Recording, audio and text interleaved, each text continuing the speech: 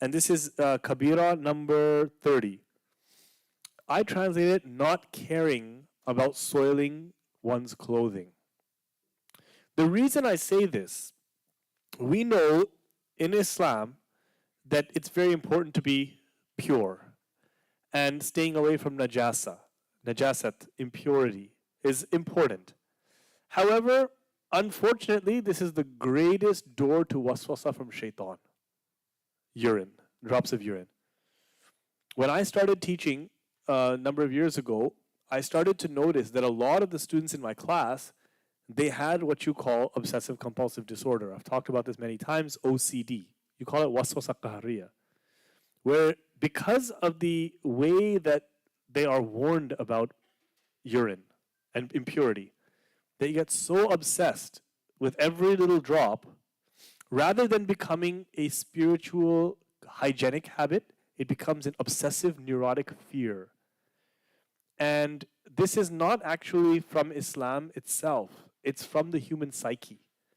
And you can call it germ phobia, so non Muslims also go through it. And so, in my line of work, as I was teaching, I started realizing that most of the people in my class have a psychological disorder. I couldn't understand it, so I learned more about it. And I learned how to treat it in my own way. I went into becoming a counselor part time. And I have religious people who take 4 to 6 hours for one single use of the bathroom. Can you imagine that? 4 to 6 hours. They go to the bathroom once and they spend 4 hours washing themselves. I know people, every time they go to the bathroom, they have to take off their clothes, jump in the shower, take a full body shower, then wash the tub as well, number of times, and then throw those clothes in the wash and get new clothing because they're afraid. They become so afraid of urine that one of my clients, and this is only after they get religious. Before they get religious, no. So they learned about Islam, and then this issue drove them so mad, literally. Some of them ended up in the hospital with psychosis, meaning you lose your mind completely. Yeah, yarhamukallah. Some people could not get out of bed. I have one client, he got religious, he got into this problem. He had to saran wrap his entire life. For some reason, he thought that would purify everything. And he got stuck in his bed and he couldn't move because of how shaitan takes advantage of this. Why does this even come up as a question? The Arabs, the pre-Islamic Arabs, when they used to go to the bathroom sometimes, they didn't care about what they were doing. Okay, in general, non-Muslims, right? Okay, even before becoming a Muslim, you don't really care about najasa, the impurity. You don't have this idea. Yeah, you want to be hygienic, but what's happening down there, nobody's business. Nobody's smelling, nobody's seeing, so you don't care. So, I can imagine the pre-Islamic Arabs, when they're going to the bathroom, they're urinating on their own ankles, urinating on their body. Oh, who cares? It doesn't matter. Going to the defecating, not wiping yourself properly, and this is very unhygienic. Having bedroom relations, not washing off, not showering, nothing, who cares? So Islam came to bring a sense of hygiene, because not only is it physically cleaner and better for you, so there's health benefits in this, but also there's a spiritual benefit. They say cleanliness is next to godliness. When you are clean, you feel spiritually closer to God, you feel more in touch. When you're in filth, for some reason, you don't feel the same, draw towards things. Just try it. Just be in wudu or don't be in wudu, and see in which state do you feel more encouraged to do good deeds. If you're in janaba or you're not in janaba, see in which state do you get angry more. Do your eyes go astray? If you're walking around without janaba, this is how it feels. Yeah, when after sexual intercourse, the major impurification. So this is why believers should hurry, or at least reasonably, to try to purify themselves. Allah subhanahu wa ta'ala says in the Quran, وَثِيَابَكَ فَطَهِّرْ, and your garment purify it. Now, Imam Dhahabi starts this by saying, وَهُوَ شِعَارُ النَّصَارَى.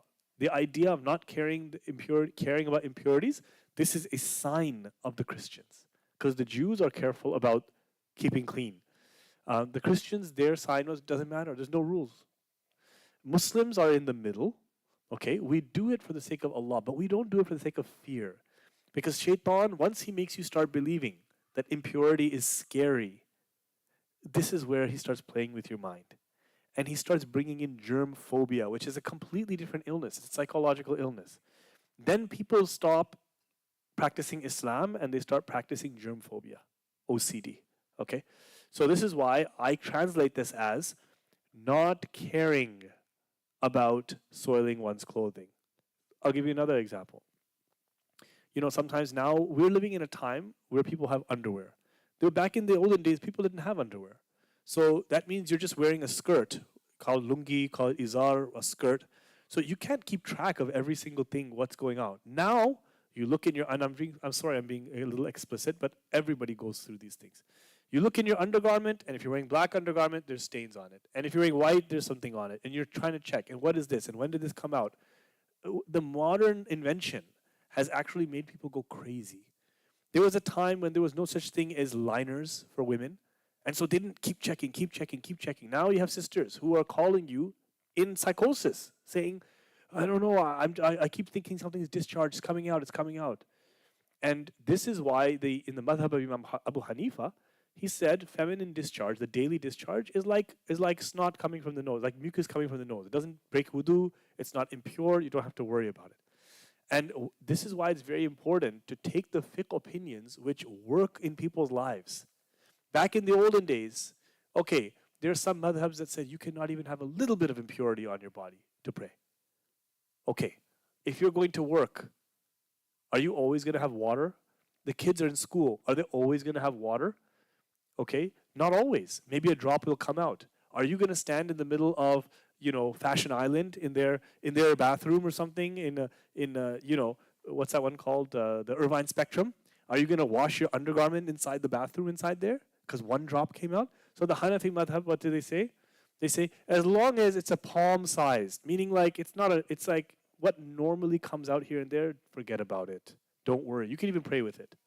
Don't worry about it. It's better, okay, you're in the masjid, wash yourself. You're at home, wash yourself. You're outside, relax.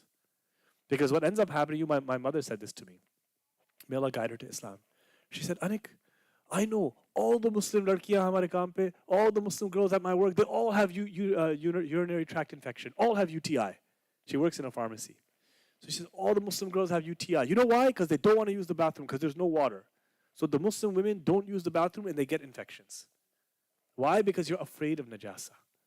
And before I became a Muslim, one of my earliest memories in high school was this guy in a topi, Muslim kid in a topi, came to my Pakistani friends I was hanging around with, and he started saying, please, please, take me. So I said, what is he talking about? Please, I'm dying. So we went into the car at lunch, and we drove to a house, and they said, this is a mosque. I thought it's a masjid. Okay, the guy went inside and came back. Oh, thank you. What did he do? He had to use the bathroom. Why didn't you use the bathroom at school? There's no water there. I said, you torturing yourself and damaging yourself because of this? So our cultures, Muslim cultures, have gone from making it sunnah to making it fard. And what I tell people is it is good to clean yourself, but it's not fard to clean yourself unless it goes outside of this area. Now, I don't know about most people, but most people don't urinate on their clothes for more than this area. Same thing goes for irregular bleeding from the woman outside of the period. Okay, sometimes a little bit of color comes out, a little bit of discharge comes out. It's okay if it's a normal area. And the Sahabiyat and the Sahaba were not constantly going to the bathroom checking, constantly going, checking. This becomes obsessive.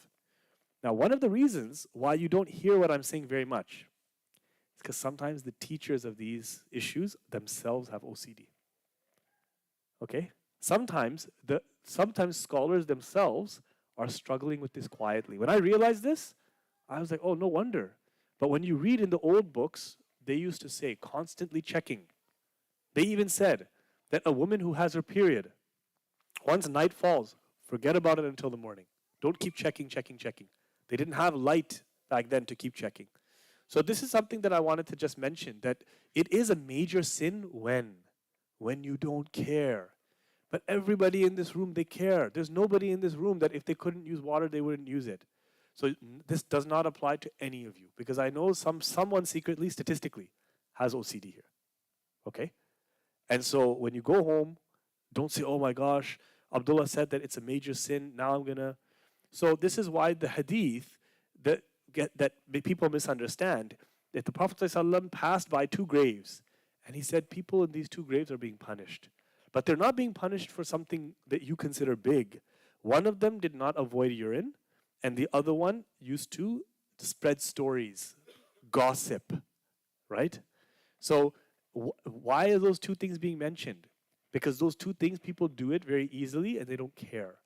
But this is also in the time when people didn't know about the teachings. Now Muslims, everybody knows. Muslims use water, right? Generally, if you're practicing, you do it. So this is why, any questions about this? Now, why do you think, what is the practical implication of why this would be a major sin? Why would having a lot of urine on your body and not caring, why would that be a major sin? We know about gossiping, right? If you gossip girl, if you gossip a lot, that causes, yeah.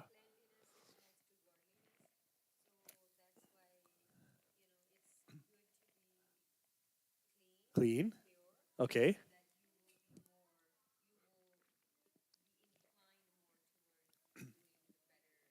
Okay, but what happens if you have way too much, like you don't care and you have too much najasa on you? What does that stop? Blocks your salah. So actually what they were saying is that it may not be because of urine itself, because look, there are some people who have incontinence. Some people have to wear adult diapers, some people have to, some people have a weak bladder, it happens, and you soil yourself, and this is not your fault. So you're not gonna get harmed if you have najasa. But it's when people don't care and then they go to the prayer, now the prayer is not valid. So in essence, maybe the reason why this is such a big deal is because their prayers are batil, their prayers are nullified, right? But this doesn't mean every time you go to the bathroom, you have to take off your clothes and jump in the shower. That's excessive, okay? We're people of balance, inshallah. So any questions before we move on? Yes.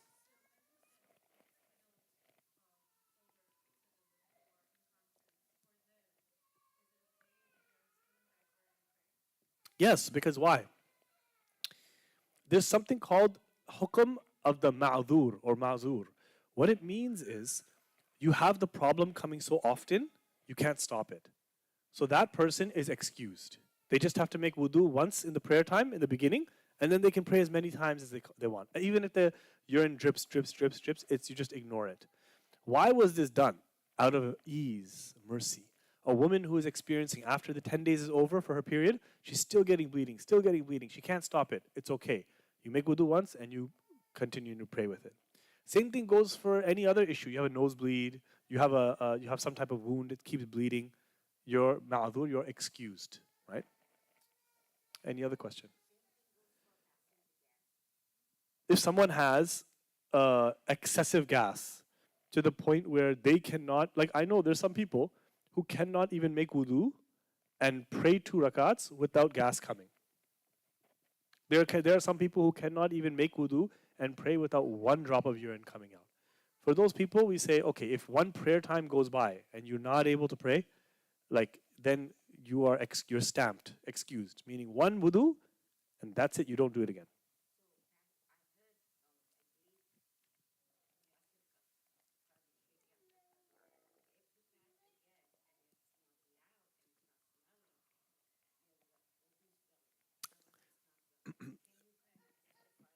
Okay, so this is a question that was asked. To repeat it, Sheikh Yasser Qadi, may Allah preserve him, he said that if you can't hear it and you can't smell it, you ignore it.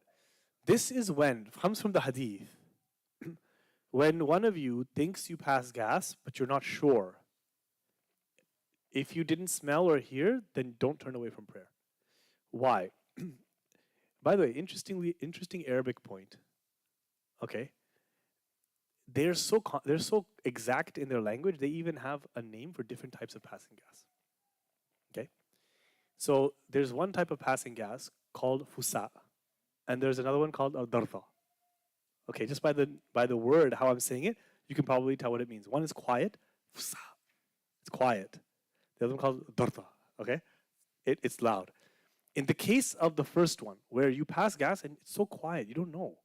Look, it's happened to all of us. You're praying, and you get up from sajda, you go into ruku, and you're like, you feel a tickle, and you say, wait, I don't know if I passed gas, right? You feel, I don't know, what was that?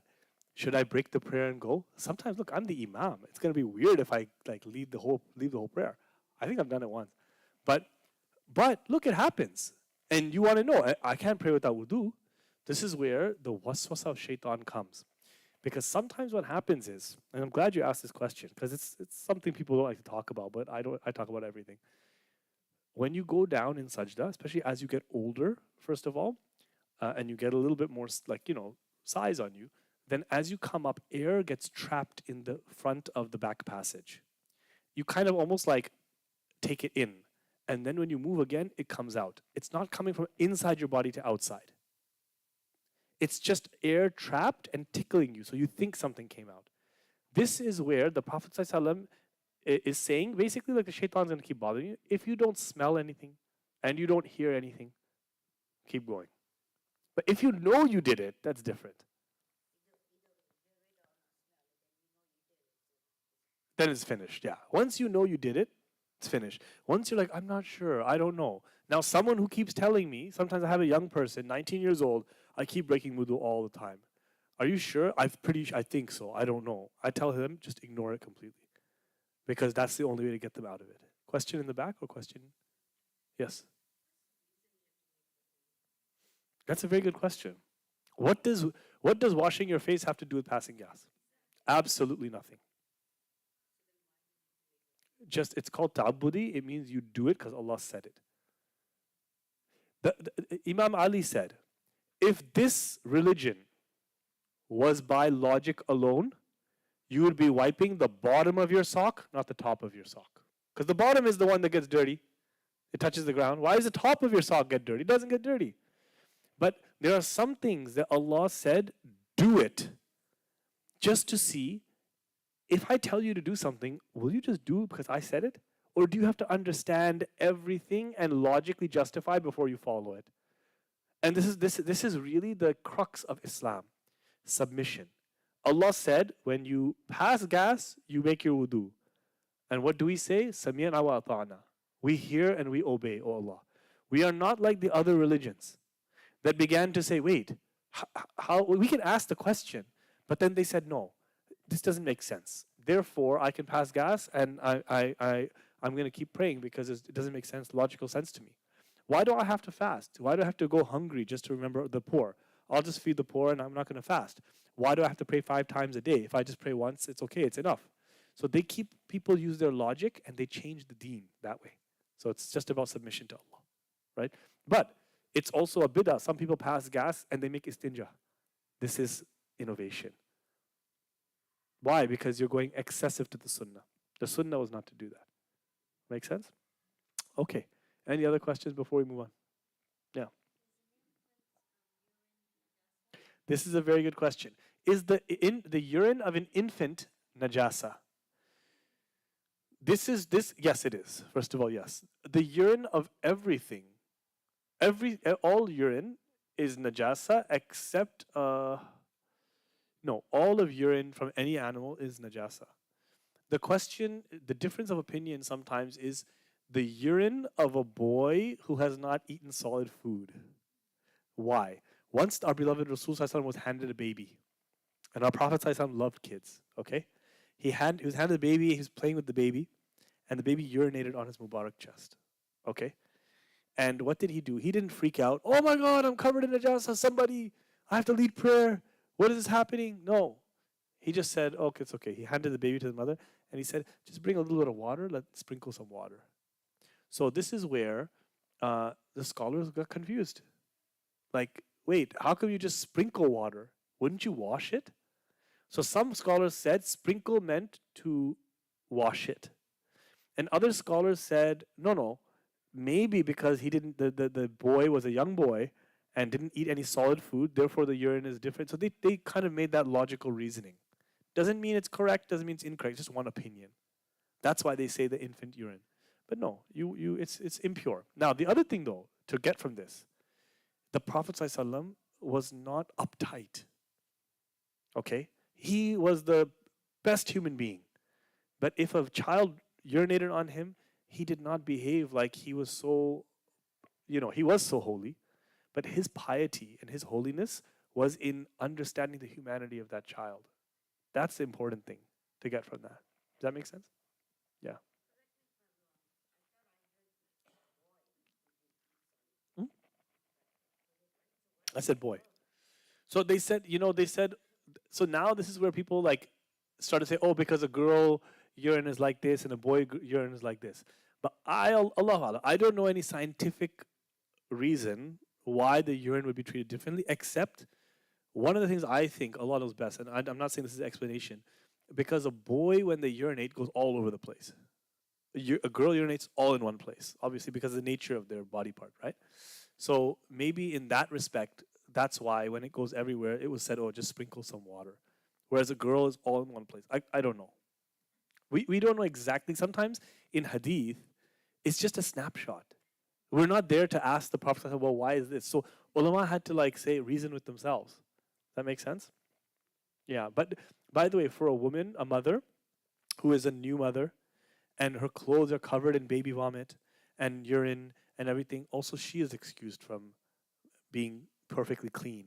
Because to tell a mother, a new mother, that no, every time you have to wash your clothes, because babies are spitting up all the time.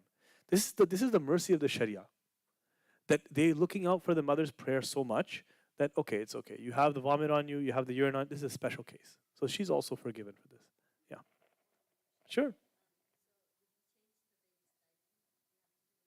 No. This is another thing people get wrong. Touching najasa does not require you to make your wudu again. You just have to wash your hands. Okay? So if somebody is, let's say somebody's coming and they throw up all over you. An adult throws up all over you. Or you're in a restaurant and na'udhu billah, someone has alcohol, they spill it all over you. Your wudu is still intact. But you have to wash off the najasa from your body. That's it. Make sense? Okay. We're focusing on this because this is practical, right? Wudu and these things, whether it's female discharge, menstruation, these things, these make a difference to people. Any other questions? No question is immodest or out of bounds. Okay. Let's get to now this lesson, which is al-makkas, the unjust taxes, collecting unjust taxes. Did you know that the technical ruling in Sharia is that it is haram to collect taxes. Yeah. It's haram. Taxes are actually haram. Why? No, I'm not saying this, okay? We all pay taxes. We're going to pay taxes, okay? But classically speaking, what were taxes for, classically speaking? What did they do with taxes? Classically speaking? The old kings of old, why did they collect taxes? They put it in their pocket. That's what they did. They called it tribute to the king.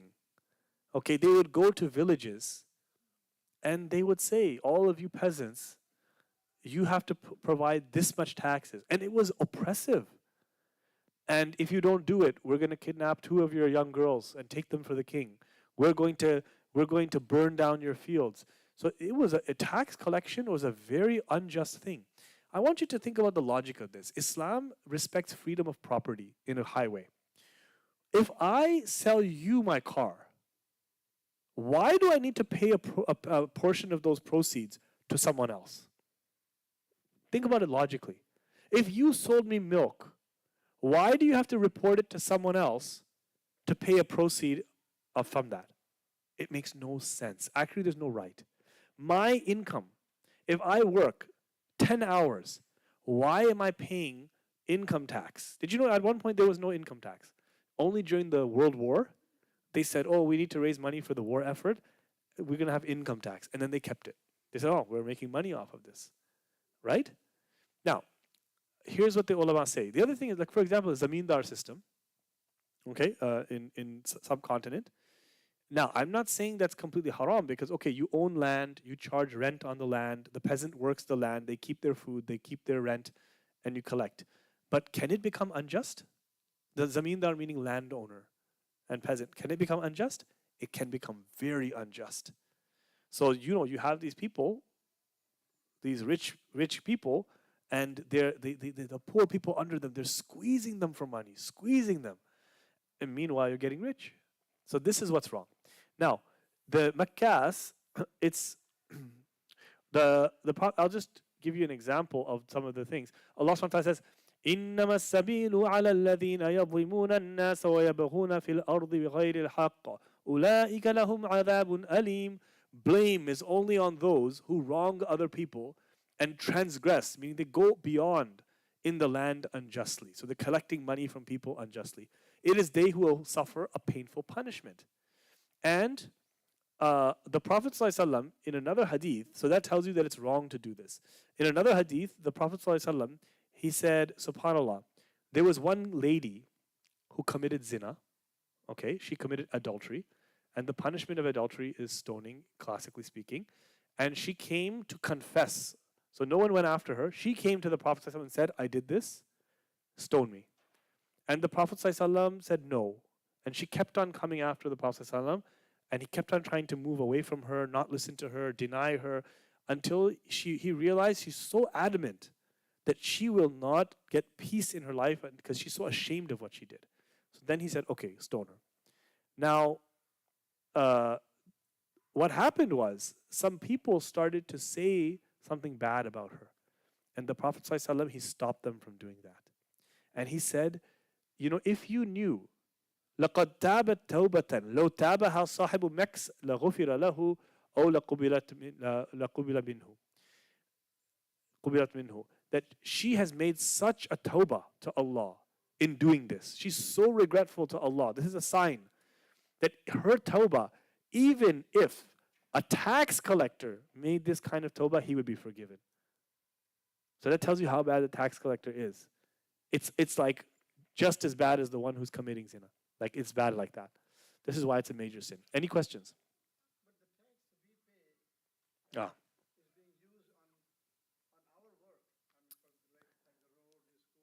And this is what the ulama say, as this is why you cannot just go on the classical book alone.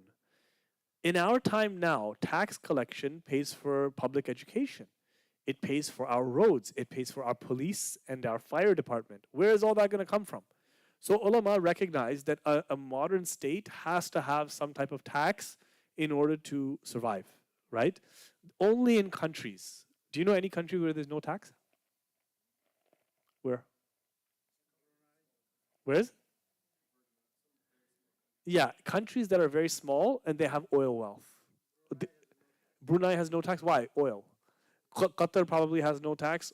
Oil, right? So if you are independently so wealthy, you don't need to take from the citizens, that's fine. Look in the country we're in right now. How would they operate everything if people didn't contribute to that back to it? That's why they have to do it. So the ulama say, as long as number one, it's reasonable, and like it's not oppressive, and number two, it is for a good purpose, then you must pay your taxes. So a lot of Muslims, they use this to lie on their taxes. And then they say, oh, the kuffar, we're giving money to the kuffar. Are you allowed to lie on your taxes? No. However, you will find some scholars who believe you can. My teachers will never support lying for anything, okay? Because they don't think it's unjust. But you will find scholars who are like, oh no, you're going to send it to other countries that we don't support, or they'll find some way to explain it. But come on, we benefit from the taxes that we pay. So how can you say all the Muslims cheat on their taxes? It looks so bad, right? It looks so bad that Muslims are cheating on their taxes, teaching it from the masjid. No, this is not how we are. We pay taxes. But can you find loopholes in your taxes? Can you talk to your accountant to try to reduce your tax burden? Tax shelters? Of course you can. Yes. Because nobody wants to pay taxes. Why? Because we're living in a society where the richest people don't pay tax, and tax is paid by the poor people who don't know the tricks. Tax is paid by the middle class. So in reality, the poor and the middle class are what's funding it. The richest people are not taxed at all. So it's unfair system. So if you're trying to save on taxes by using a legal loophole, okay, you made your wife a partner in your business, you did income splitting, okay, you hired your daughter, and you pay her and you bring it back to your pocket. As long as you're not lying completely, okay, right? Any questions? I'm not a tax expert though. I'm very bad with taxes. Yeah. Yeah.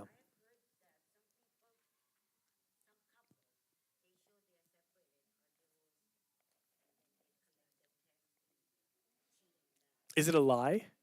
That's what you have to ask yourself. Is it a complete lie? That's different. If there's an element of truth in it, okay, like, oh, my daughter is part of my company, technically, okay, you can hire your daughter. Maybe she didn't come into work, but is it legal to say that my daughter is in my company and she doesn't have to do anything? Yes, it is. So it may not 100% match, but the point is, you're not lying. You can still justify it in some way. That's the whole point, right? You're not taking a receipt and calling it for something else. That's going too far. But legal loopholes, you're allowed, right?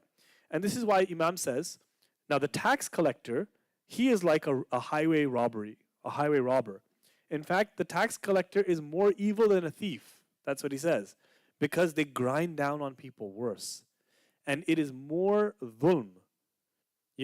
Now, the tax collector who is fair and just, he is less bad. And the one who involves extortion, he is worse. Or if the people who take taxes from a soldier, from an old person, from a religious person, right? Those people are doing worse. Why? Because those people are traditionally people you respect them in society. They don't have much money, but you're still trying to take from the elderly person, for example. And then he says, may Allah subhanahu wa ta'ala give us well-being in dunya and akhirah, inshallah, by Allah's grace. Okay, next one. We got to move a little. Ji? Tariff, no. Tariff is different. Tariff meaning you charge money on the goods coming into your country. From what I've read, if I remember from Islamic law, that it's okay to do, like, if they charge you, you charge them. So what is it called? Reciprocal tariffs, right? When you go, so back then the world was divided between Darul Islam and Darul Kufr, the Muslim world and the non-Muslim world. There was no countries. Darul Islam, Darul Kufr. If they do it to us, then we do it to them, like on a tariff basis. So tariffs are completely different than taxes because it's an outsider coming into your country. So there are ways to. You mean in terms of bringing up the prices? Yeah, the logic here was that because the money is being drained out of your economy, it's a protectionist question, which is why they want to have tariffs anyway. They want to preserve the local economy, right? So Allah knows best, There's a deeper question, but let's talk about this in a few days when I do some research. Yeah.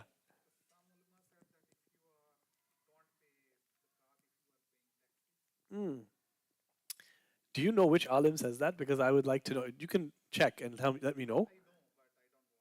You don't want to say. Tell me after, please. Because no, this is something completely different. Some scholars say, if you pay taxes, you don't have to pay zakat. Okay, let me ask you, who are taxes going to? Government. Who does zakat go to? The poor. The amount of tax that we pay, there would not be a single poor person that gets money in this community after that. Think about this, right? This is the problem. This is why they said taxes are unjust. Do you see why? People don't want to pay zakat. So this is why scholars said no. You pay tax, and you pay zakat after your taxes. So this is another thing. You're not paying zakat on your gross income. Pay your taxes, pay everything, because that's not even your money. That's belonging to somebody else. Pay zakat on what remains, right? Pay zakat, on what remains after you've paid off your obligations. Once you have a bill, any sort of bill, that's not your money anymore. It's minus from your assets, right? Okay, any other questions?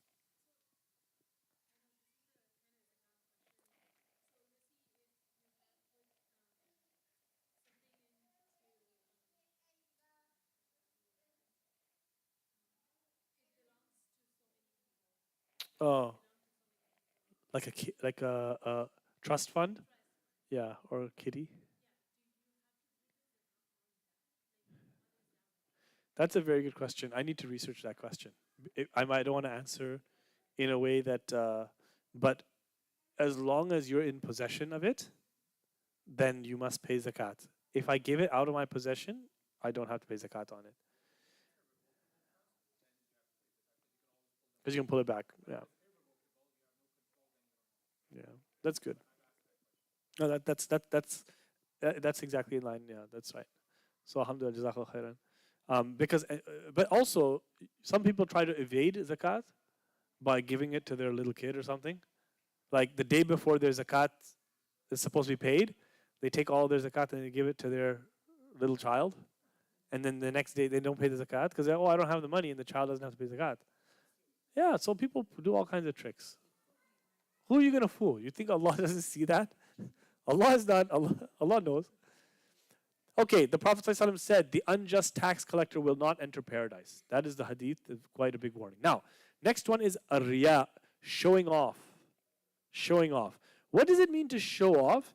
It means to give an impression to people or get people to think you're better, or get people to see your good deeds, your good qualities. Showing off. What are the different things people show off in? Your looks, your wealth, your deeds. What else? Jewelry. What else? Okay, any material thing. Your job. Oh, I have this job. I make this much. My kids. Success. Religion. Listen, anything, knowledge. Yeah. Anything that people value, people show off in it. Anything that people value, people show off in it. It could mean like I have a better stamp collection than you. But literally, if there's someone out there who likes stamps, they'll show off in it. This is the way the nafs works. It wants everybody to know how good they are. Now, interestingly, there's two types of showing off. Riya. There's showing off about the dunya, which is like your looks, money, whatever. And there's showing off in deen. People need to know something. Did you know this? Showing off in dunya, is it haram? Is it a major sin? Actually, it's not. If you showed off your looks, if you showed off your car, you show off that you live in a nice neighborhood, it's not good, but you're not sinful for doing it. You know where the showing off is haram? You know where showing off is a major sin? No, even when you brag about it in dunya, no, it's in your deen. So this is so strange that there's one person who's showing off about their wealth, showing off about their job. And that person, a religious person, is also showing off their knowledge. They think they're better than the one who's showing off the dunya, whereas they are the ones doing haram. The one in the dunya is just doing makruh, and it's not good. It's not a major sin. Because why would showing off is bad. It's not good. But why is showing off in deen haram, major sin, or showing off in dunya is okay, whatever.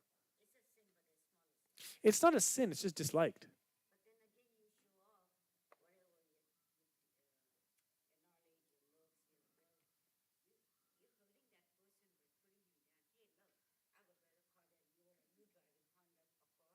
No, but that's different. That's comparing.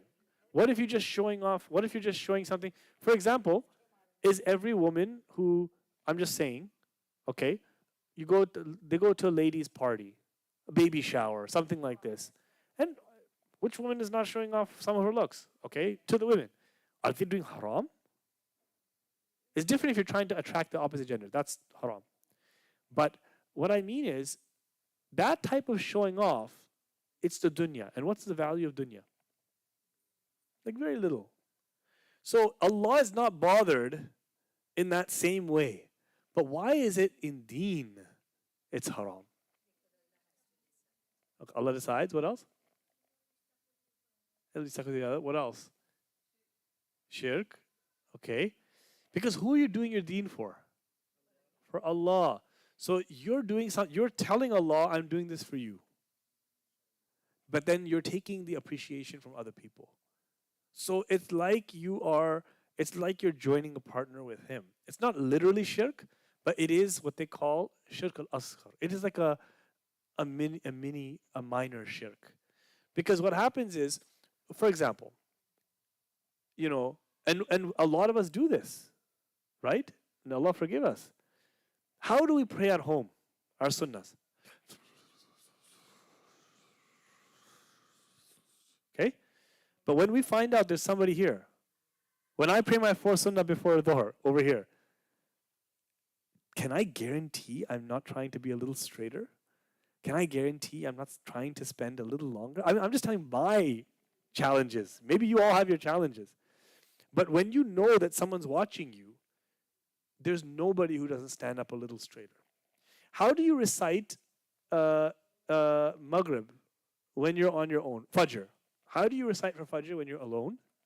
And how do you recite if they say to you, go, lead, lead, lead? Do you recite Quran with the same sweetness? Astaghfirullah, we don't do it. We change when people are there, right? Everybody tries to look better for somebody else. So this is why showing off in good works, this stuff you can't help. Like, so my teacher said, look, in prayer, if you feel the little bit of showing off coming, then don't be so bothered by it. Because once you start something for the sake of Allah, your intention is still going to count for Allah. But it becomes compromised, right? But don't think that, oh, you started praying for the sake of Allah, now you lose your reward. No. Your reward is according to your sincerity. But what happens when shaitan starts saying, hey, you're showing off, you're just praying nicely in front of other people? There's 2 things you can do. Number 1 is try to look at Allah seeing you rather than people seeing you. And then make your intention again, oh Allah, I'm not doing it for people, I'm doing it for you. Okay? That's number 1. Number 2, you can intend, no, I'm just showing people the right way to pray. Right? Because sometimes it's true, like I don't want people seeing me praying the wrong way. So, right. So Allah subhanahu wa ta'ala says in the Quran, إِنَّ الْمُنَافِقِينَ يُخَادِعُونَ اللَّهَ وَهُوَ يَخَادِعُهُمْ وَإِذَا قَامُوا إِلَى الصَّلَاةِ قَامُوا كُسَالَى يُرَاءُونَ النَّاسَ وَلَا يَذْكُرُونَ اللَّهَ إِلَّا قَلِيلًا. Surely the hypocrites, they try to deceive Allah, but Allah outwits them. And when they stand in prayer, they stand lazy, half-heartedly, only to be seen by people. They're doing riyah, showing off to people. And they don't remember Allah except a little bit. So the hypocrites of Medina, they used to attend the masjid 5 times a day. But they used to do it so people see and say, okay, this guy's in the masjid. Right? So remember I told you the story about that man who prayed in the front row of the masjid from the initial takbir for 40 years or something. And one day his mother passed away and he was not able to make it for the beginning of the prayer, so he found himself in the last saf. But on the way to the masjid, he considered, maybe I should not go to the masjid today because people will notice that I'm not in the front. So he was so embarrassed, he said, I don't want to go. When he caught himself thinking like that, he said, does that mean I've been in the front row all this time just so people see me in the front row? And he prayed all those years of prayers over again. Not because you have to, but because he felt that he was just doing it for the sake of other people seeing. Right? So sincerity is a very big test, but it's also a big door of worship to Allah. And, wait, is this it? Yeah. The Prophet ﷺ said, the slightest bit of showing off in good works, it's as if you join others in worship to Allah. Because you're bowing down on the ground, claiming you're doing it for Allah, but you're trying to get appreciation for someone else. Maybe you're trying to impress your future father-in-law. MashaAllah, look how long he's in sujood. Okay? Because if you want to propose to the girl, and you go to the masjid, you find the father-in-law, and you pray right beside the father-in-law. He says, MashaAllah, look at this, guy. Right? Exactly. But does Allah accept that? That's the question. Right? You couldn't do an extra tasbih for Allah. You did it for your future father-in-law? Is he good enough to you do it for that? So you're trying to get a worldly benefit. So okay, next section. Anybody any questions about this? Yes.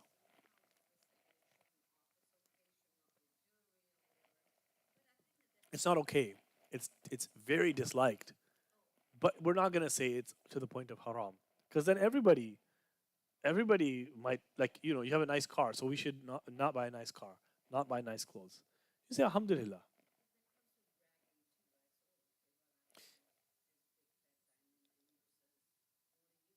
Yeah, so there's levels of it, right? So no, so you see there's levels of it. If you're just wearing a very nice diamond ring that your husband brought you, okay, maybe that's fine. You're just wearing it. It's a subtle statement.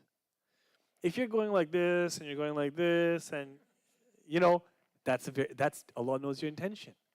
And if you're asking the other lady, oh yeah, what's your ring? So Allah knows the intention, and the more you're showing off like that, and of course, if you're harming other people, that's haram because now you're harming other people. You get what I'm saying? So the other thing about riyah is, even in acts, once Umar radiallahu anhu, he passed by a man who was crying to Allah in dua in the masjid, and he said, "If only you could do that in your house." You know what I mean? You're crying in the masjid, so everybody's, mashallah, he's so pious. Do that in your house. You know? This is why we try to hide our deeds. It doesn't mean you don't pray your sunnah or something. It means you don't pull out money in front of everybody and then give it to the poor person. You try to hide your deeds. Why? So that way you know there's nothing in it for your nafs. You just did this for Allah's sake. Right? Because some people, they donate and they do it to be praised. Okay, I'm going to be very honest. You gave money. I gave $1 million to the masjid, but I want my name on the masjid, on the building. This is a very kafir way of thinking about this. Do you want Allah to know that your name is on the masjid, or you want people to know? It's different if you say in the memory of my late family member. That's different. But I was the one who did it. Why would you want that? So we have to be careful even in charity and donation. Now there's sometimes during the fundraising time, they'll call the person's name, thank you. Why? To encourage other people. But you should never want that they say, oh, stand up, brother, stand up. Tell us you gave $10,000, you gave $50,000, mashallah, your name. You should not want that. It should be quiet unless you're encouraging other people to donate. One business person donates, then others will donate on the same table. That's your intention, that's fine. Right? Yes, Ibrahim.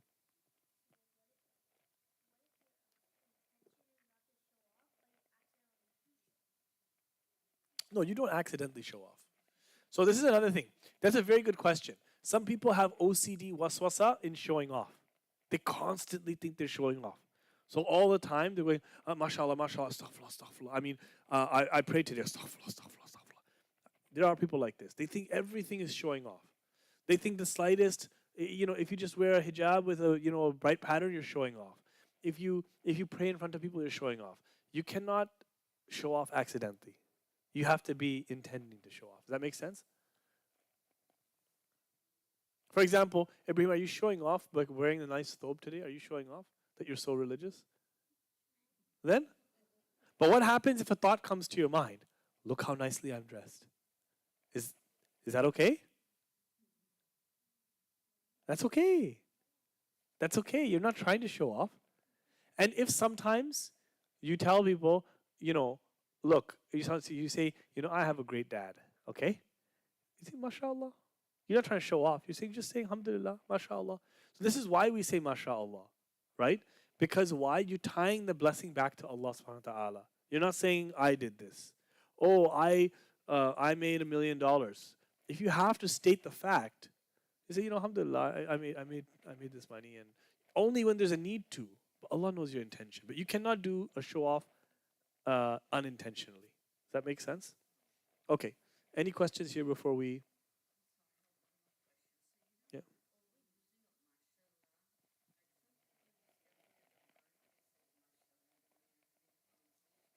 Yeah.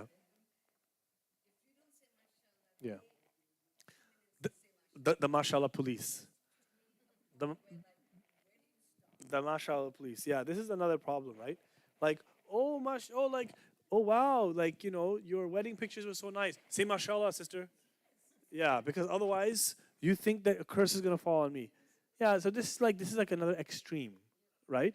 Where okay, nobody wants nazar, Allah protect us from nazar, but at the same time, you think the evil eye is something where it's like a magic word. Like if you don't say this, it's gonna bad is gonna happen. This is not the whole point. You know what I mean? Like to police other people's words.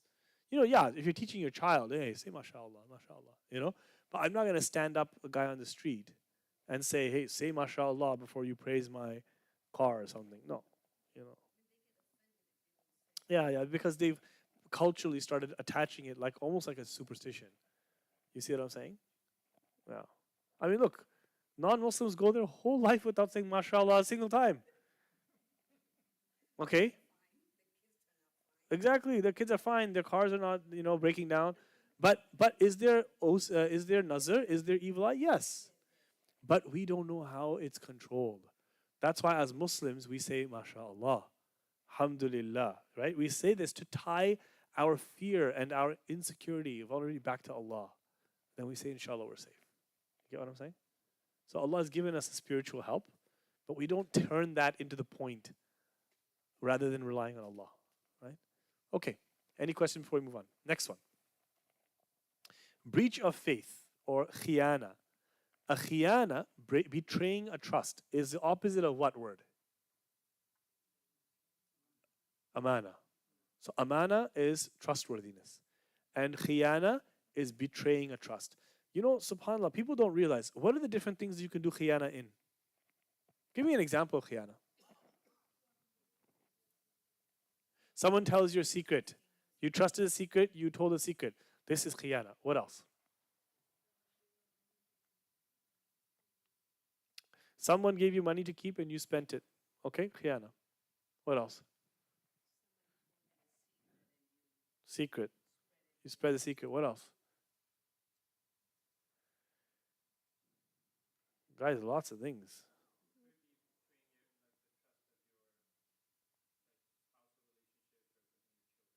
Yeah, like khiyana, like you, yeah, yeah, yeah, like for example, even your friend, you're going to visit your friend's house. His wife not answers the door. Friend's not home. You're looking at your friend's wife, khiyana, right? You're looking at her in a bad way. You're trying to make conversations with her to get her to laugh and talk to you for that reason, khiyana. You're betraying your friend. You're betraying your deen. A Muslim reporting everything happening in the masjid to people for bad reasons, going to the reporters and telling them, oh yeah, this scandal, that scandal, khiyana. You're betraying your ummah. You're betraying. So betrayal can occur on all different levels. Sometimes revealing secrets, sometimes it's keeping secrets too.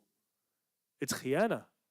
Okay, your husband wasn't home and some other man was inside the house. Nothing happened, but he wouldn't like it if this person came to visit, right? Why did you allow your male cousin to visit you and I'm not home? Let's say, khiyana.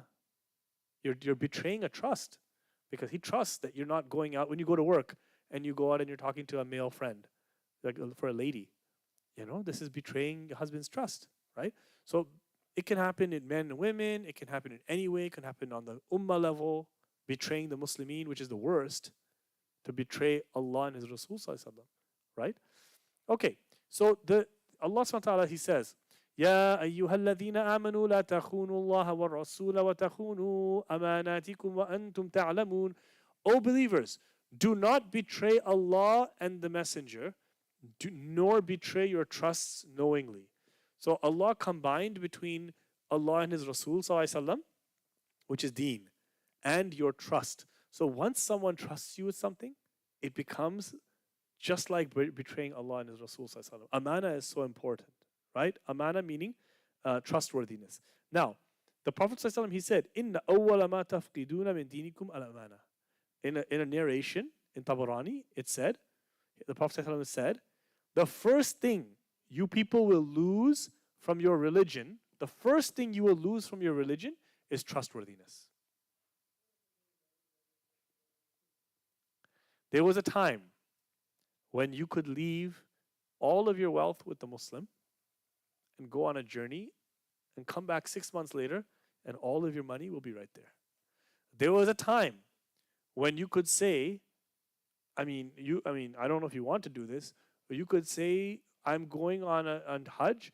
You go to your neighbor, can you keep my child for these few months? We're going for Hajj. And now you can barely trust your own sibling with those things. If you told your sibling, okay, I'm giving you control of the business, the family business, I'm going to go and come back, you're afraid if they might sign away everything. You're afraid you might come back and you lost your wife, you've lost your, or they've done something. So trustworthiness, it's so important because it keeps people, trust keeps people working together. If there's no trust, what happens? If a husband does not trust his wife, doesn't know, hey, you won't be able to function. You'll always think that every time she's on the phone late at night, she's messaging someone else. Or she thinks she can't trust her husband. Every time he goes out to work, is he flirting with his colleagues? You have to have trust. But in order to have trust, you have to be trustworthy. Someone who is not trustworthy, they don't deserve trust. They don't deserve trust. This is why breaking a trust is so bad. It's so bad because you destroy a relationship. Just today, I was talking, somebody came to get some help. And he said, he's an adult. And he said, I've just found out that my mother is having an affair with a man. She's older. And the father doesn't know. Right? Now, I'm not saying zina. I'm not saying anything. But why, how did you know? Because a message came up on her phone and I found it at 1 o'clock in the morning. That's what he said. How heartbroken is that boy? He said, I just don't know how to see my mom anymore. When your mother is, your mother is usually the purest love you can have usually is for your mother, And I said, subhanAllah, I know in society, husbands were doing this. I didn't know older women, older ladies are doing this. This is the whole point. The aman, that trustworthiness. I'm not blaming her, that lady specifically. I don't know the whole story. I'm giving you an example. I didn't investigate. The point is the trustworthiness. If you cannot trust each other, even after that many years of marriage, who's going to want to get married after that? You know how many young women do not want to get married? Because they can't trust a man. I don't know if he's going to go, he cheated on me once. I don't want to get married again. He was addicted to this. He didn't tell me. He had a porn addiction. He didn't tell me. So this is why trustworthiness is such a high level of religion that the Prophet ﷺ, his nickname was Al-Amin, the trustworthy one, even before he was declared as a prophet. Because only because we trusted him, did we follow him. If people didn't trust Rasulullah ﷺ, the whole religion wouldn't have begun. Okay? Any questions? The Prophet ﷺ said, La imana liman la amana lahu. Wa la dina liman la ahda lahu. There is no iman. There is no faith for the one that does not have trustworthiness. No iman if you don't have amana. Can you imagine that? Right? That's why in Urdu, what do you call someone who is trustworthy in Urdu? No, in Urdu. Imandar. You actually call him imandar. Think about that. Someone who has iman. It's amazing. Urdu is following this hadith. Imandar. Right? And subhanAllah, I remember as a non-Muslim, knowing this word, imandar, and I remember it was in like a Raj Kapoor movie or something. I watched it many years ago. And, I said, okay, imandar, I know what that is. And then when I learned, I said, wait a second, he's saying iman, like you have faith. I told my parents, I said, guys, do you know that means you have to have iman, you have to have faith? Because we used to connect our iman to amana so close that even other Muslim cultures, they began to have this thing that you're not a trustworthy person, your iman is off. You don't believe in Allah really because you don't have trustworthiness. And the Prophet said, and there is no deen for the person who cannot keep his agreement. If you said, and I made an agreement with you, this is how it's going to happen, I'm not talking about a contract, but you promised the person. You don't have deen if you break your agreements all over the place. Doesn't mean you're a kafir. It means you don't have a real understanding of religion. Okay, let's keep going. التعلم للدنيا وكتمان العلم. learning sacred knowledge for the sake of the dunya or concealing knowledge. So, what's an example of learning sacred knowledge for the sake of the world? Give me an example.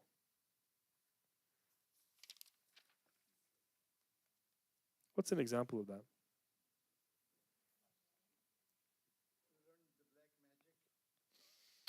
Uh, Here, this is about sacred knowledge. Okay, for what reason?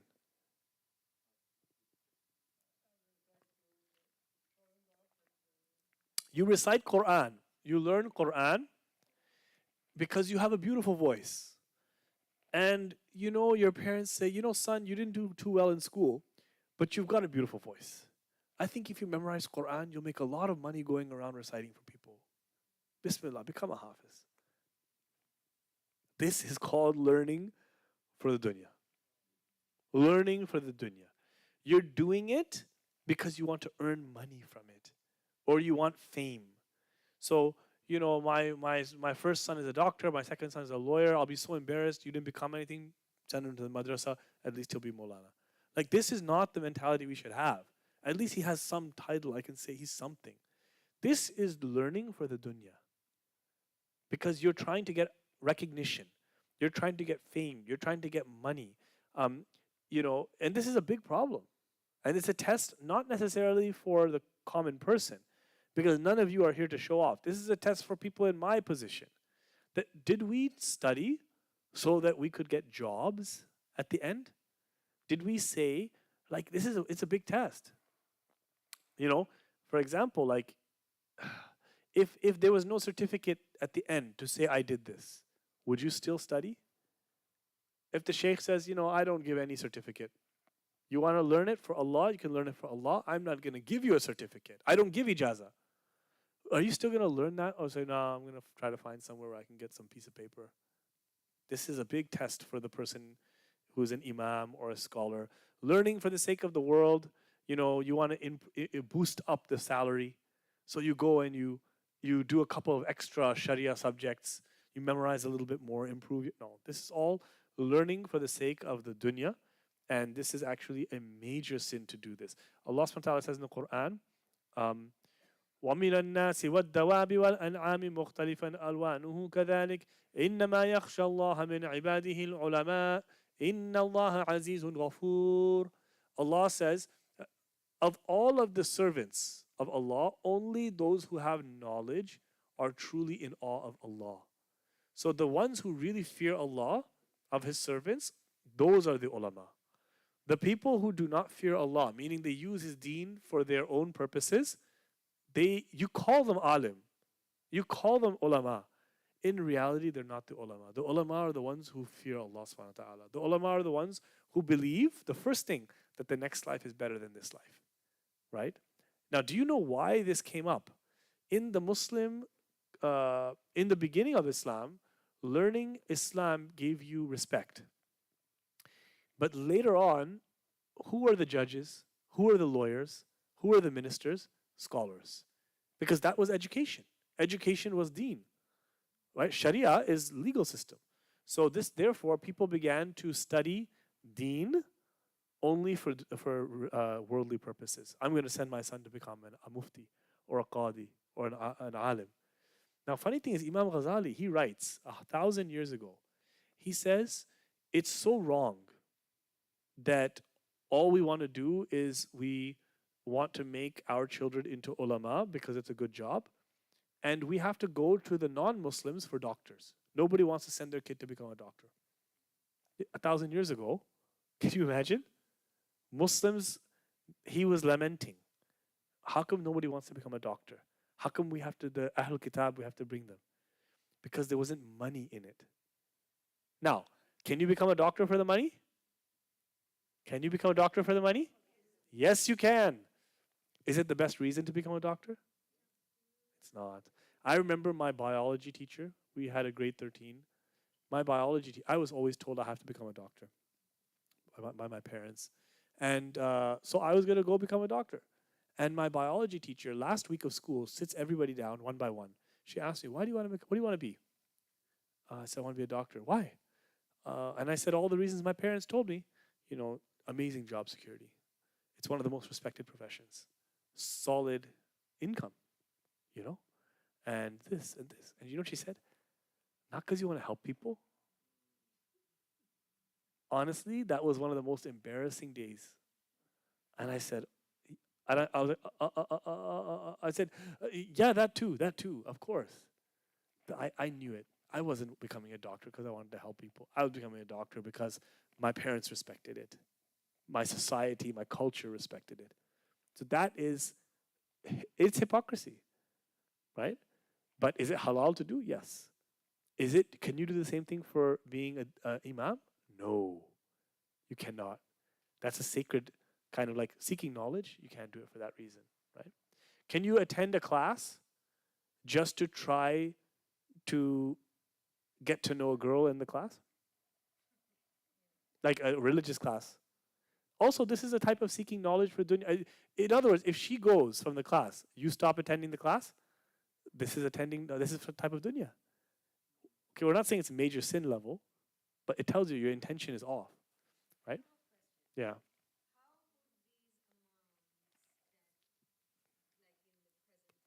Mhm.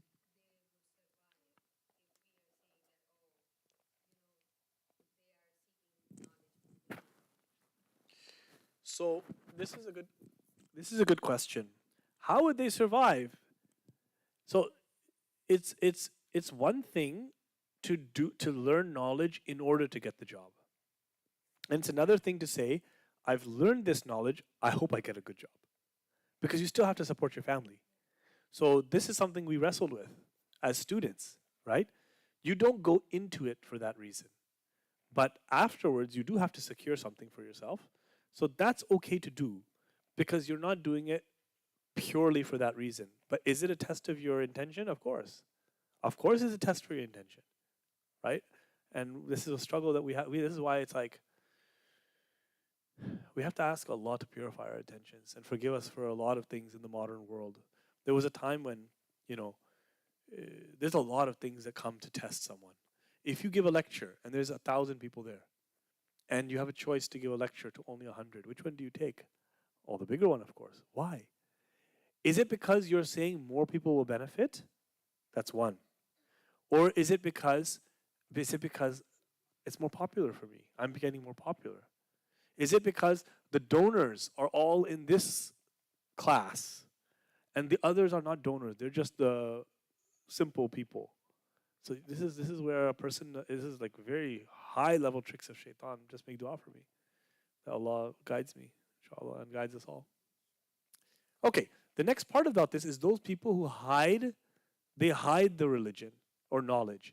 إن الذين يكتمون ما أنزل الله من الكتاب ويشترون به ثمنا قليلا أولئك ما يأكلون في بطونهم إلا النار ولا يكلمهم الله يوم القيامة ولا يزكيهم ولهم عذاب أليم. Indeed, those who hide Allah's revelations, trading them for a small paltry sum to consume, they consume nothing but fire into their bellies. Allah will neither speak to them on the day of judgment, nor will He purify them, and they will suffer a painful punishment. So hiding knowledge for your own personal gain is very, very wrong. Okay? Somebody comes to your organization and they say, I think I have to pay $100,000 in zakat. Can you check? I'm going to give it to your masjid. I'm going to give it to your madrasa. Can you check if my calculation is correct? And actually, the calculation is way too much. They actually owe half of that in zakat. But you don't tell them because you're getting a bigger donation. Shh. Hiding knowledge.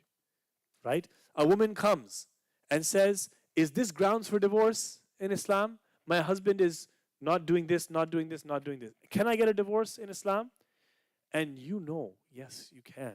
But because culturally, you just want her to stay put. We don't want women to know their rights. Because everyone's going to ask for their rights then. You're going to break so many families. This is hiding knowledge. We do it all the time. We do this all the time. Oh, does a girl have a choice to decide who she gets married to? Of course she does. What happens when you ask, well, can a girl decide? Sister, you should listen to your parents. Okay, I get it. You don't want to upset the social order, but don't hide the knowledge. And because by hiding the knowledge, you are actually taking away some of what Allah taught. Rather, you could say, listen, sister, I'm going to be honest. You have the right to put a divorce clause in your contract. But whether your family will accept it and his family, I don't know. But I'm just telling you, you can do it. This is why I always, when I get people married now, I try to always let the woman know you can put a clause in your contract to protect yourself. I just don't want to hide it from them. Because later on, they're going to come to me and say, we're stuck. What do we do? He abandoned me. I can't get a divorce. I'd rather be honest about everything in the beginning. So they don't say, see, you people don't teach us our rights, so we don't get our rights. And then the non-Muslim comes and gives us our rights, we'd rather go with them, right? So basically there's more about this. The Prophet said, anyone who seeks Sharia knowledge, sacred knowledge, in order to vie with the scholars and argue with fools or win people's hearts will go to hell. Can you imagine that? So if you're online trying to learn about the Islamic debates, so you can argue on TikTok or on Instagram with somebody else, this is what the Prophet was saying. It's very serious, very dangerous. Right? Okay, any questions about that before we move on? Last one. Is it the last one? Yes, over the last three. Mm-hmm. Yeah.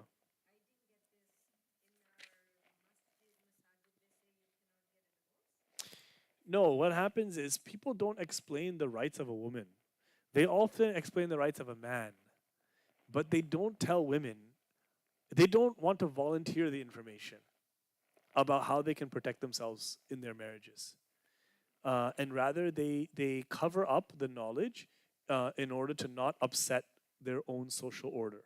A lot of times, they're just looking at their own marriage and saying, darn, if I tell you, then my wife is going to complain about me too. Really, seriously. You know, my husband beats me. Do I have a Sharia right to get some sort of redress?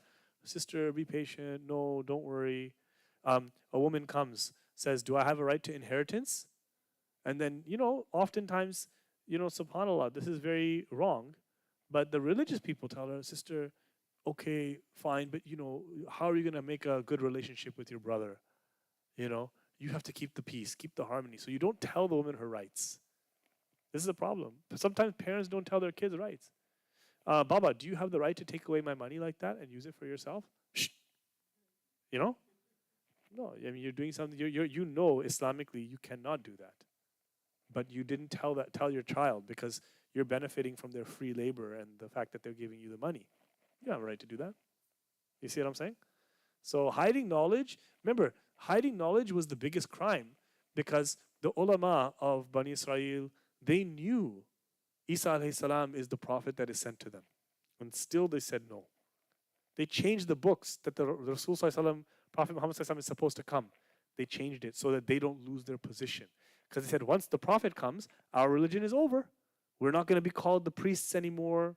We're not going to be called the rabbis. We're not going to be called the pastors. So they said, why don't we hide this so we stay in power all the time? And this is why hiding knowledge from the big to the small is wrong. Right? Okay. Now let's look at another one. Reminding al-mannan, reminding recipients of one's charity to them. Al-mannan. Now, al-mannan is also one of the things you call Allah. Okay? Man, what is man? Man means when you do something nice for someone and you tell them you did it nice. Now, let's say you give charity to somebody, a needy Muslim here. You quietly give them money. If you go up to them and next time you're in a gathering and you say to them, brother, did the money I give you, did it help out? Astaghfirullah. You gave them charity, you helped them, and then you embarrass them in front of everybody. Or one day you're in a disagreement, okay, and you say, and after all the things I helped you with, person is ungrateful. So everybody found out, oh, they used to help this person. And if they didn't do what you say, you start to remind them. Now, why is it, like Allah subhanahu wa ta'ala says, Ya ayyuhalladhina amanu la tubatilu sadaqatikum bil manni wal adha. O believers, do not nullify your charity with reminders of your generosity and hurtful words. If you give sadaqah and you remind somebody about it, you lose the reward of the sadaqah. Why? Why do you think? Why is this a major sin? You didn't do it for Allah's sake. When you do it for Allah's sake, remember they say when you're putting a coin in the beggar's hand, it's like it's going into Allah's hand first. Right? So you gave it to Allah. Did you give it so? And what's the second thing? You're causing harm to that person. You're embarrassing that person, right? So this is the thing. And you know what? This is not just charity. We do this all the time. How often have I made this mistake? I try to do something kind for one of my family members, and I throw it in their face later on. Why? Because sometimes you don't feel heard. Sometimes you don't feel appreciated. So what do? You begin to throw back what you did in order to try to get appreciation. But does that ever work? It doesn't. You know, you have guilt. You know what it is? It spoils it. Like, you know, like when you have to tell your child, after everything I did for you, you know, or with your spouse, if you tell them, like, I did this for you, and I did this for you, and I did this for you, it takes the sweetness of what you did away, you know, because you want credit for it now. You didn't, it's not like you did it for Allah's sake. Now, sometimes with children, it may be necessary to do this to teach them, right? They say, Baba, I want candy. Didn't I buy you candy yesterday? That's different, you know? Or sometimes it happens with a spouse demanding, you know, you want this. And you say, look, don't I always do this for you? But today I need a break, right? It could be either way. So sometimes it's not just every time it's wrong. It's when you say it to throw it back in their face and cause harm to them, or to embarrass them, or to think that you're better than them, right? And unfortunately, we do it with especially in marriage and children. We do these, or to your brother and your sister, for example. In family, we do this a lot. This is not something we should do, right? Okay, next major sin. Any question? Next major sin.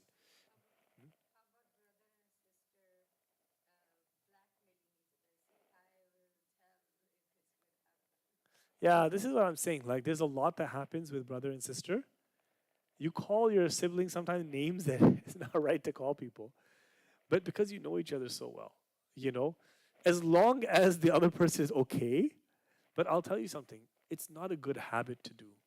If you can treat the closest people to you with dignity and respect, you're going to be a good person.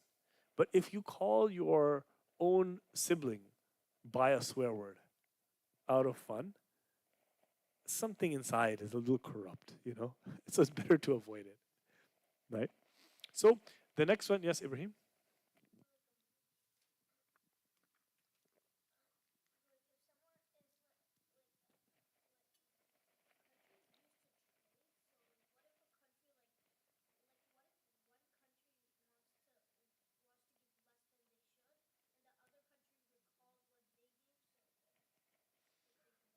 So yeah, like yeah, we pay so much for these countries. I mean, does it sound familiar? But look, that's not the same thing when it's in a this is what charitable things. In a business relationship, two partners, one partner saying, "Look, I paid this one, I paid this, I paid this. You have to pay this too now." This is not the same thing. This is talking about reciprocity, fairness. Okay, we're talking about, or like the wife saying, I did the dishes this time, I cooked this time, I did this, you didn't even do your part. That's different. What we're talking about is when the intention is to embarrass, humiliate, or hurt the other person unjustly. Okay? Al-Mukaththib bil-Qadr, the one who disbelieves in destiny. What does this mean exactly? Allah says, Inna kulla shay'in khalaqnahu biqadr. Indeed, we have created everything with a perfect destination, predestination, or preordination. What does it mean? Some people who say, you say to them, brother, I'm so sorry this happened. This is Allah's destiny. It was fate. And they say, oh, don't tell me any of this. I don't believe in destiny. I don't believe in any of this. Don't tell me it's fate. It's fate. Now, yes, sometimes we Muslims are fatalistic. What does that mean? That means, I didn't study. I failed my exam. Chalo. Allah willed for it to happen, and then you say, no, no, don't blame it on fate. That's different. That's okay to do. But when you say, oh, there's no such thing as fate, there's no such thing as destiny, are you telling me Allah knows everything that's going to happen? Well, why didn't He stop it then?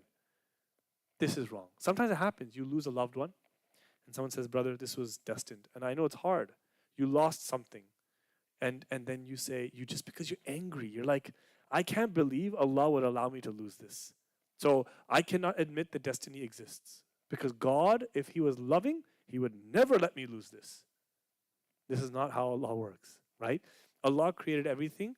Now, what does destiny mean? It means that the all-knowing, perfect being knows what's going to happen.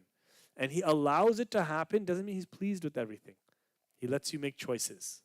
So you have to recognize destiny. Now, some people get OCD, debate between free will and destiny. Don't get involved in that. It's only going to confuse your mind. We accept destiny. We don't try to delve into it. Any questions? Last one. Al-mustami' ala nasi ma yusirrun. Listening to people's private conversations. It's also called eavesdropping.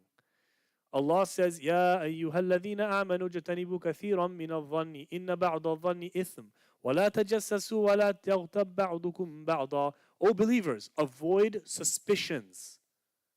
Avoid lots of suspicions because some suspicions are sinful.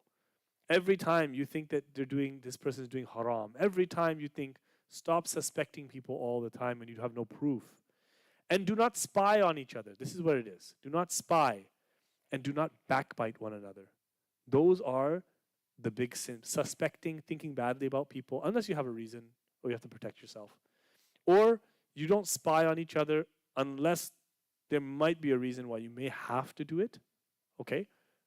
Like sometimes, look, you want to set up a camera, in your house or outside your house. You want to see who's walking around my property.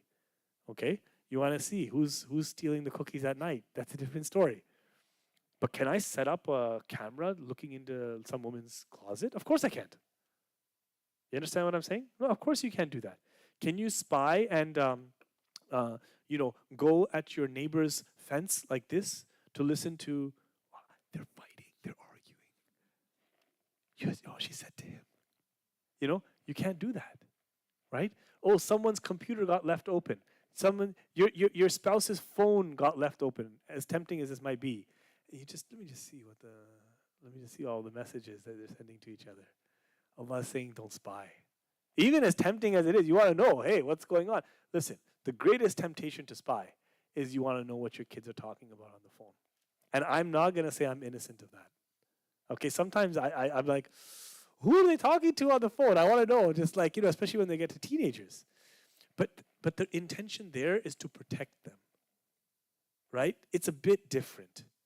How many times did a parent find messages from a boy on a girl's phone, and then what happened? They took the girl out of this problem, vice versa. You found out your kid was on drugs. I mean, it's such a fine line. At the same time, do they deserve privacy?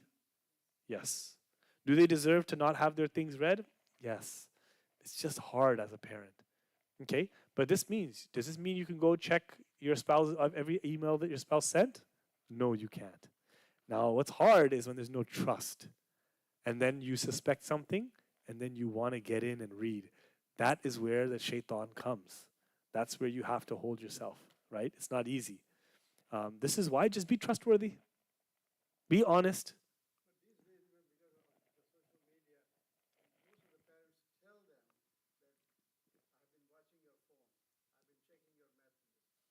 Yeah, this is good. Like, for example, I have a computer, and I'm telling you, I'm going to search your history. Like, I have the access to your history. That's different than if I go to my brother's house, and I say, hey, do you mind if I check something up on your computer? And yeah. And then you go to his history, say, what's he watching? Oh my God, he went to that site? That's spying. Even if he's doing wrong, you sinned by spying on him. So subhanAllah, once, who was it? I don't know if it's Omar radiallahu anhu, one of the, he heard, yeah, that's what it was. He heard music and entertainment coming from someone's house. So he jumped over the wall and burst in, and they were like listening to music, drinking, girls dancing, whatever. Haram, shut it down. He said, but you did the haram by spying on us and coming in here. So actually, interestingly enough, sometimes what's happening behind closed doors in Islam, you have to let it go. Unless you're the parent or something, that's different. But sometimes you have to let it go. So it's a big debate, right? It's a big debate. So we try.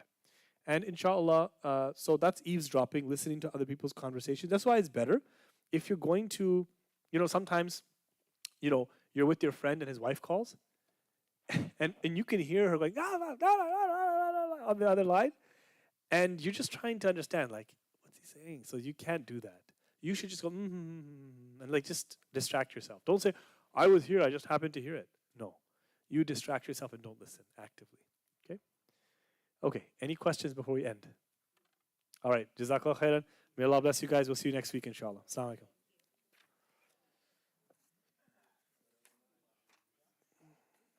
Sure.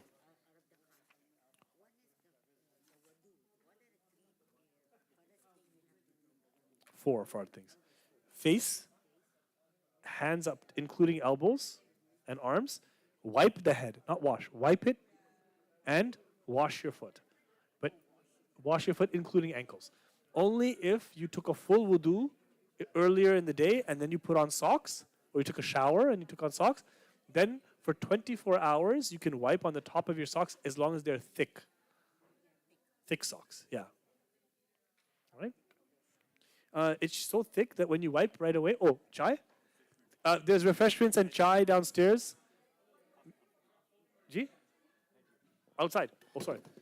Okay, outside, everyone, outside in the patio, please get refreshments before you leave. Jazakallah